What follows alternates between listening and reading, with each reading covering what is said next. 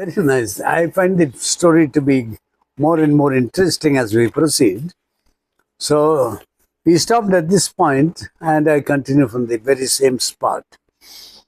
He took directions from them to reach the village and was with them on the appointed day. The village was set far into the jungle, a single street and about 30 homes of bricks or just thatched huts. That was the village. A single street and about 30 homes of bricks or just thatched huts. That's it. And a lot of cattle and sheep, mostly a pastoral community.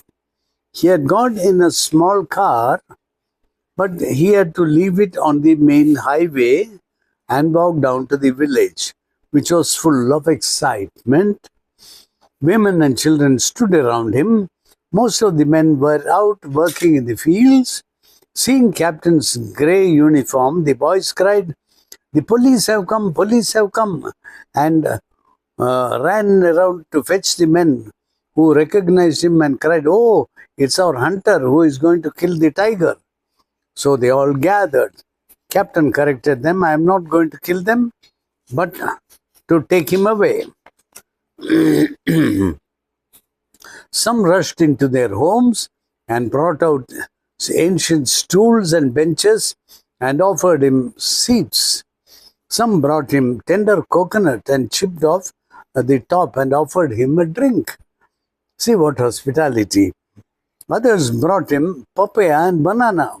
Captain felt overwhelmed by their hospitality and promised, "I will see that you are not bothered by the tiger. But you must all help me. I must know where he is and how he comes and goes and where he keeps himself during the day." "Oh, that is difficult, sir. If we follow him, he may turn round and attack us." "If you don't tell me where the tiger is, how can I catch him? I may also begin to think, like those officials, that you're all just imagining about the tiger." No, no, no, no, but it is real. Even 2 days ago, two fellows who were out to cut wood were mutilated. One fellow lost an arm. So will you take me to him?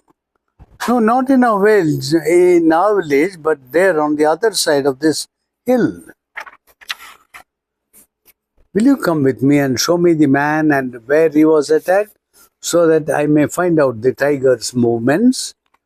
Strangely, they seem to be averse to this procedure.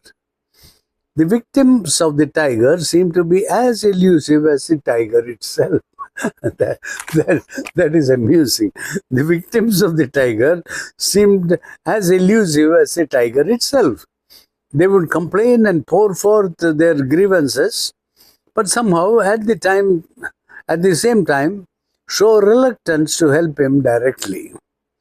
They would not be explicit about the attacks, but Captain would not give up. He changed his tactics. He contacted the forest guards, offered a fee for information about the tiger, followed their tips. Leaving much of his circus work to his chief executive, he unrelentingly pursued the tiger and finally arrived at the rivulet beyond which was the cave at the tail end of the Mempi range.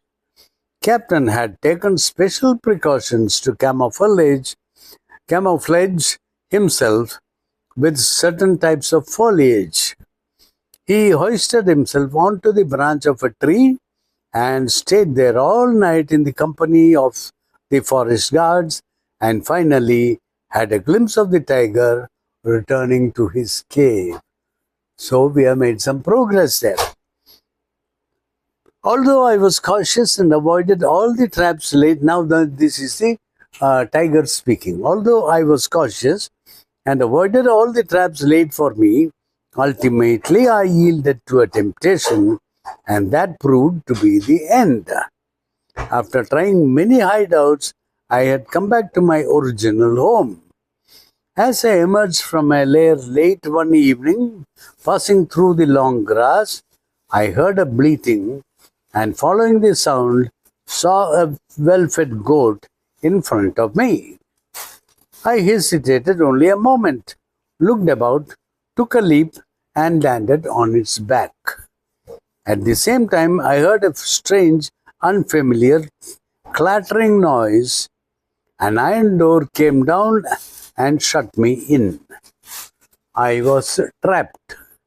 I was at once surrounded by unfamiliar figures and heard strange voices. A flashlight was pointed at me, and a man was saying, "Just what I was looking for. A magnificent fellow. Mr. Captain, isn't he rather big for our purpose?" "No, no, no, he's just right. Only we may have to starve him for a while." "Will you be able to make him obedient?" "Of course," said the other. "You will see. I'll make him a star." "It seems to me he is too heavy for our purpose." "He is all right. He'll become slim and agile. Leave it to me."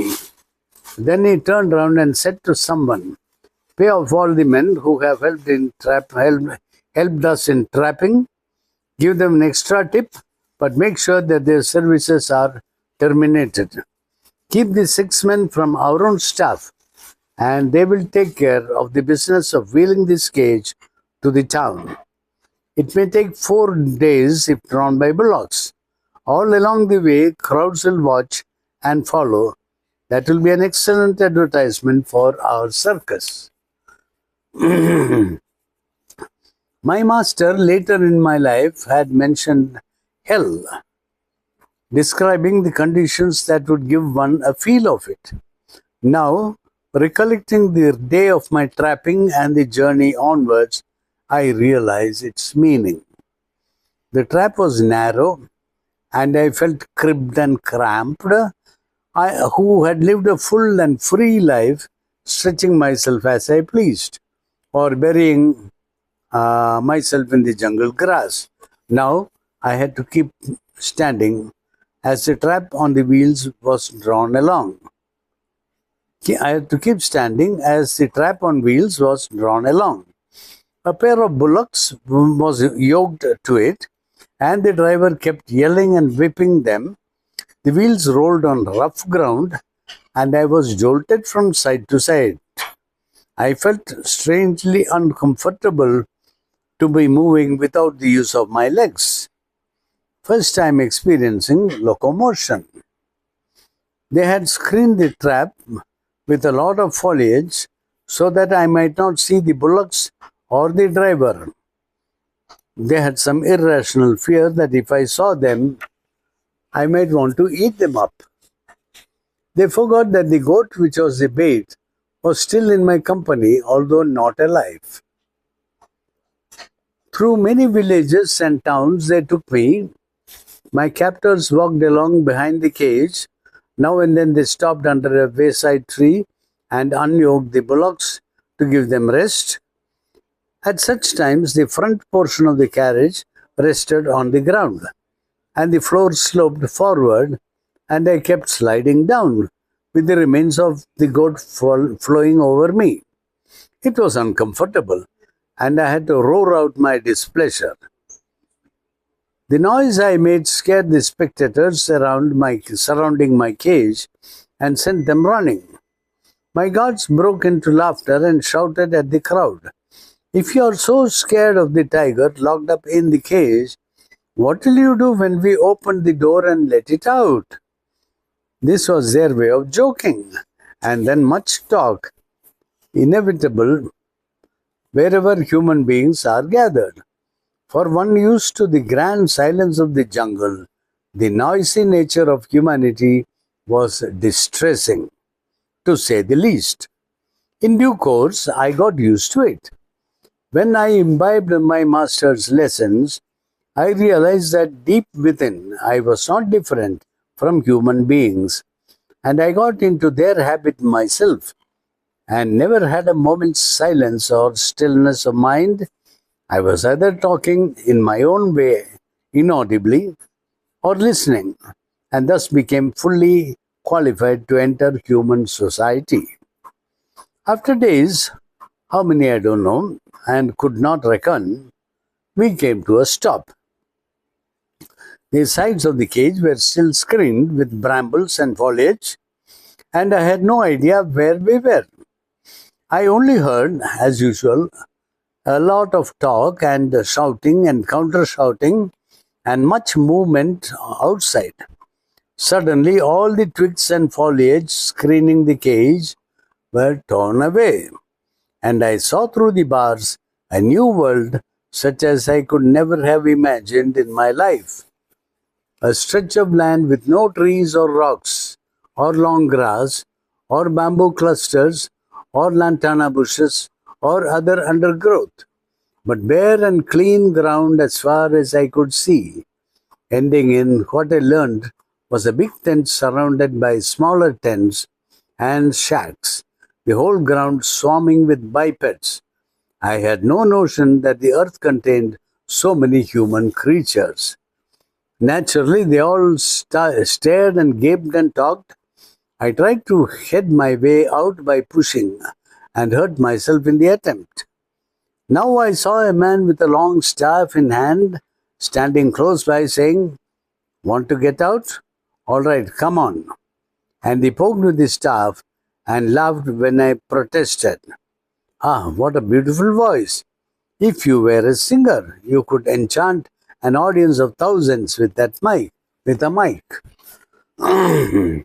and laughed at his own joke. Others laughed with him too. I learned later that they were obliged to laugh at his jokes, being his subordinates. As I went along, I learned that he was the owner of the circus.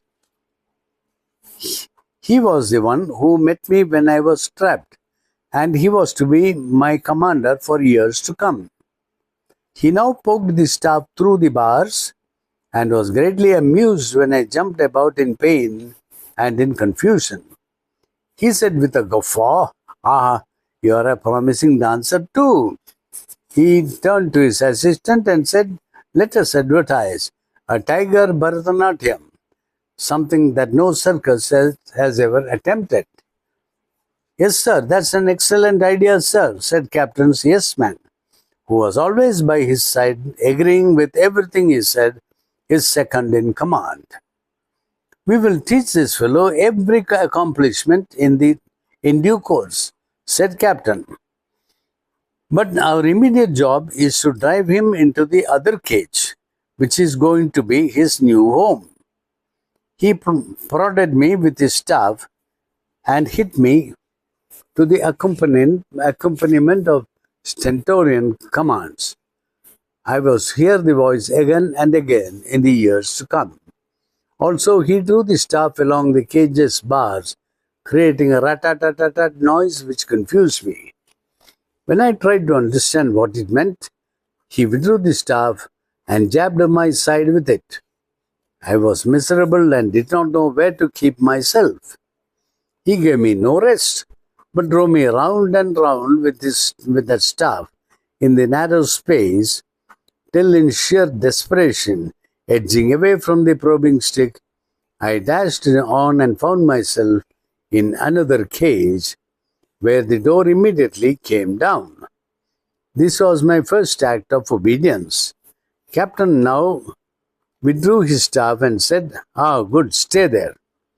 He said to his yes man, "Take the other cage for cleaning. Awful mess, stinks to the high heavens." As night fell, I could see more clearly.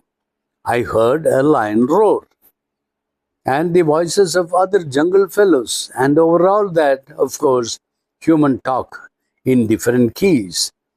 I saw only empty grounds before me and the glow of lights somewhere. I was bewildered and did not know why I was brought here or what they were planning to do with me. Captain and his yes man would come off and on and stand looking at me, say something between themselves, and then leave. It was irksome to stay in that cramped space all day and night, my only activity being lying down and getting up, again lying down and getting up, stretching myself to the extent possible, and turning round and round, grumbling and whining. But no one cared. Being used to the vastness and freedom of jungle life, I found this an impossible condition of living. I could do nothing more than pace up and down in despair. For 3 days, I did not feel hungry. On the fourth day, I felt a stab of hunger and did not know what to do about it. How was my hunger going to be appeased? This was hell as defined by my master, an endless state of torment with no promise of relief or escape. I still had no conception that food could come one's way without a chase. These were the stages of knowing attained through suffering. I can hardly describe that kind of suffering, an emptiness, a helplessness, and a hopelessness behind the bars. Now, of course, I have got used to it after years of circus life and then the zoo. But at that time, I just had no conception of that kind of life. Bars of iron unbending and perpetually pressing against one's face. I had had no contact with any sort of metal in my life. Now this combination of man and metal subdued me. Metal which in various forms served the evil ends of man as prison bars, traps and weapons. I desperately tried to smash the bars again and again and only made my head bloody. When Captain viewed me in this state, he only laughed and remarked to his aide, "All these stupid creatures are alike. They all expect the bars of the cage to be made of butter. No harm if he learns the facts of life in his own way." And they left me alone. I began to despair when they left. When Captain showed himself outside my cage, a hope always rose in me, however slight, that some improvement was likely in my lot. That was probably the way he worked, driving me on to look on him ultimately as my savior. He was considered to be an expert in animal training and deeply versed in their psychology. I began to look forward to his company. Pacing around that cage, I would pause to press my nose close to the bars to watch the direction of his coming. He would look at me and ask, "How are you, sir? Learn to be a good boy and I'll make you happy." I had no idea how to become a good boy and attain happiness. He continued to make me suffer loneliness, immobility, and above all, hunger. For the last, I was hoping that he would let me out now and then to hunt for food. He didn't seem to think that way. Later, when I explained this stage of my life to my master, he said, "You probably in a previous life enjoyed putting your fellow beings behind bars. One has to face the reaction of every act. If not in the same life, at least in another life or a series of lives. There can be no escape from it. Now you have a chance to realize how your prisoners must have felt in those days when you locked them up in and watched them day by day to measure how far you had succeeded in breaking their spirits." "Why should I have done that?" "I can't answer it," said Master. "People only follow their inclinations and sooner or later find their reward or retribution. That's the natural law of life, as inevitable as the ripening of a mango in its season or the fall of a withered leaf." For days they kept me without food and water. Only Captain with his companion would come to observe me and then comment and leave. I lost all my strength and could hardly stand up, much less pace around my cage. Even the little movement was lost. I might be a carcass for all it mattered. In this state, my cage was moved one day and the door opened. I was let into a larger enclosure. I jumped out gratefully, but I found that my legs could not support me. But Captain was there at the center of the enclosure and would not let me lie down. He was uttering a command in a voice which could be audible in the next jungle. He held a long whip in one hand and a chair in the other. He lashed my face several times. My face smarted. I had never experienced such pain before. When I tried to ward off his attack, he wielded the chair as a shield. With my paws, I could only hit the chair, and he constantly poked my face with it. He commanded, "Run, run," and kept repeating it with every lashing.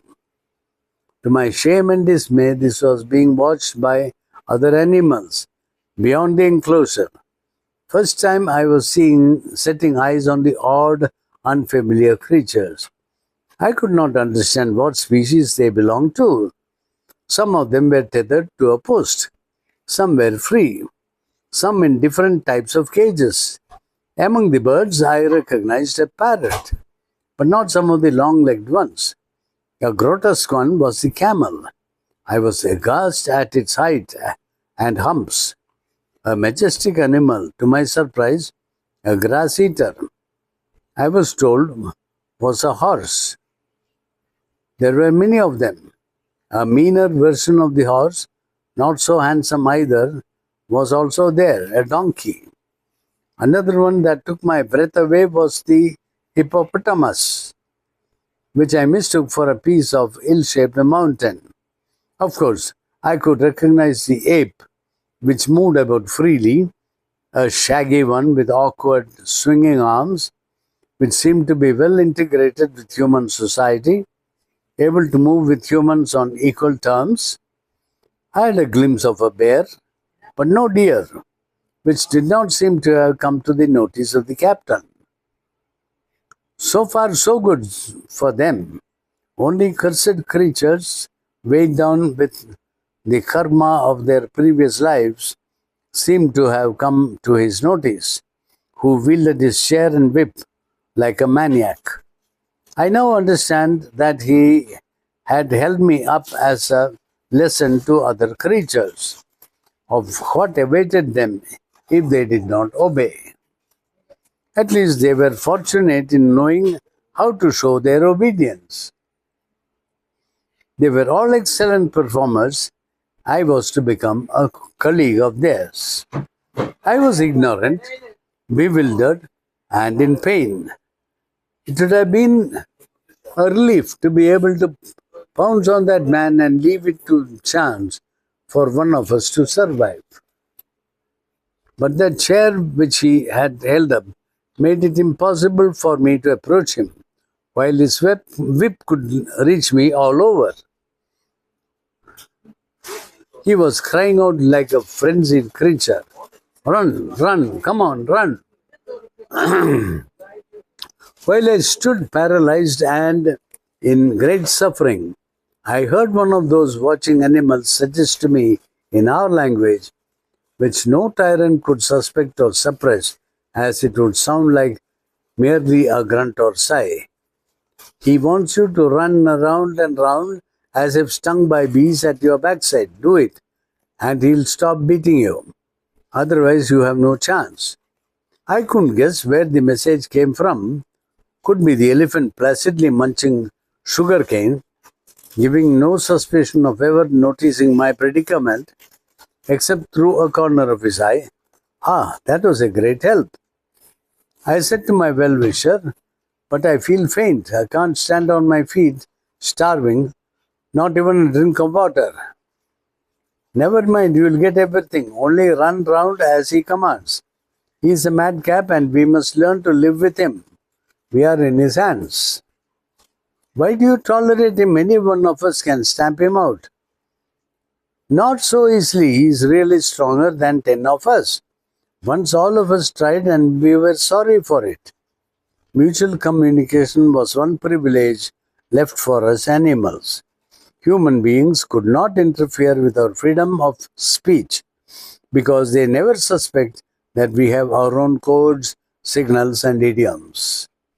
Fortunately, they usually did not notice when we grunted, hissed, or sighed, but when they did, they would talk among themselves anxiously.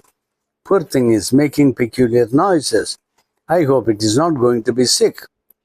Must tell the veterinarian to look over the beast. It must be in perfect form for the show tomorrow, for the specially advertised item. Otherwise, the public will smash the chairs and the gallery. The ape was the most light-hearted of all. He was the happiest animal in the circus, walking about freely in human company, fondly clinging to the finger of one of the other, fondly clinging to the finger of one or the other, even holding hands with captains sometimes. He must be conceited, fancying himself to be a human being, smoking cigarettes, sitting in chairs, and drinking tea from cups, wearing trousers and coat and cap and spectacles and chattering merrily all the time.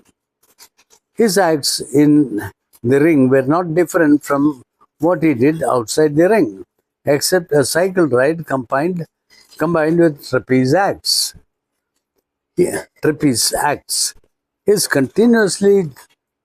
He continuously chattered, grinned, and grimaced, a happy soul. In my first glimpse of him, he also added a word of his own. Hey, tiger, run round and round as our boss demands. Let us hope and pray we'll see the day when he'll do the running and we shall hold the whip. Anyway, till that good day arrives, obey him, and that simpleton will protect and feed us. We are at least spared the trouble of seeking food and preserving ourselves from enemies. He is doing all that for us. He is a damn fool. He doesn't know it, thinks that he is the Lord of the universe. At one time, I had also thought so of myself, I said. I ran round and round in circles in pursuit of nothing, and that seemed a very foolish and senseless act. At least a hare running ahead would have provided a show of reason for running. But that's how captains seemed to want it. I held my breath, and though my eyes were darkening with faintness, I ran and kept running as long as he kept the whip cracking in the air without touching my back. And that was some improvement indeed. He went gyrating round and round, following my movement. It seemed as much hard work for him as for me. When the cracking of his whip ceased, I too stopped. It was not possible to run any more. I was ready to fall into a faint and probably breathe my last. Breath coming and going so fast. When I came near my cage, I found the door open and leaped in and lay down, expecting to be killed outright for my disobedience. But when I opened my eyes, I saw Captain outside looking at me more kindly than ever. Well, that was a fine performance. I now have confidence that we can use him.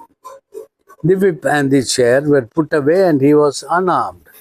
And that itself seemed to me to be a good sign. My cage was wheeled away to the original place, away from the other animals. I was sorry because I felt better watching others and being in communion with them. Just as I was closing my eyes, some warders pulled and prodded me to move to another cage. I was happy to find there pieces of meat and a trough of water, my first piece of education. I understood the business now and the routine to be followed. Every day at the same hour, they would drive me into a wheeled cage and draw it to the larger enclosure and let me out, where Captain waited with chair and whip. The moment the door was raised and the whip was flourished, I started running round and round and round, then back to the cage to be wheeled off to my home, which I found cleaned and washed and with food kept for me. That was very welcome. I would have I would have nothing more to do for the rest of the day. Life was not so bad after all. Captain was not such a monster after all. I began to respect him for his capabilities. I began to admire him. A sort of worshipful attitude was developing in me. I had thought in the jungle that I was supreme. Now that was gone. I was a defeated king, and Captain was the unquestioned suzerain. After all, what he expected of me seemed so simple. Instead of understanding it, I allowed myself to be beaten and suffered through ignorance. And running around the enclosure was quite beneficial for one cooped up in a cage all day. But soon I was to realize that that was not all. It was only a preparation. When I became an adept at running, I was ready for the next stage of education. The more difficult part was yet to come. I was let out into the enclosure as usual one day. Captain alert as ever with his chair and whip. At the crack of the whip, I started running as usual.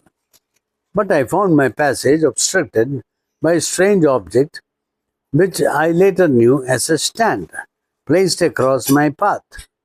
I checked my pace, at which he let out a cry, "Jump, go on, jump!" And the whip came lashing on me. And the good name I had earned and the good feeling I had developed for Captain seemed to vanish. I felt infuriated at the lashing and felt like jumping on him. But he held that terrible chair. Now I know a chair is a worthless, harmless piece of furniture, but at that time I dreaded the sight of it. It appeared to me a mighty engine of destruction. How Captain and men like him could ever have realized how a chair would look to a tiger is really a wonder. Now I have enough understanding of life to smash a chair if it is flourished before my eyes. But then a chair looked terrible. When I was lashed, once again all the old terror of not knowing what I should do came back to me. My friends who had advised me on the first day were not there. They had been taken away to some other part of the camp by their trainers. It was a vast world where many activities took place according to Captain's plans. I stumbled on the obstacle and kicked it away and ran on my usual round. This enraged Captain, and he came dashing behind me shouting in a frenzy, "Jump, jump!" and applying the whip liberally. I thought that this man was unsteady, alternating between occasional sanity and general madness. At the moment he was in the latter phase. What did he mean by bothering me like this, forcing me to do some obscure act? I ran hither and thither and tried to run back into the cage. That made him more angry. He came after me in a delirium and hit me as I crouched trembling in the cage. He shouted and ordered me out. I jumped out and started running around and came against the hurdle once again, knocked it down and ran hither and thither and went back into the cage. Red in the face and panting like an engine, Captain ordered, "Take the devil away, off rations for 3 days. Not even water, and he'll come around. You will see." He kept glaring at me. Now I follow human speech by the grace of my master, but in those days I was dense and did not know what the word jump meant and suffered untold misery. Today I would have immediately understood that Captain wished me to cross the hurdle in a jump and proceed to go around, come back to the hurdle and jump over it again and again and again until he was satisfied that I had mastered the act. Absolutely pointless accomplishment, but Captain had set his heart on it. On the day I understood and performed it, he was beside himself with joy.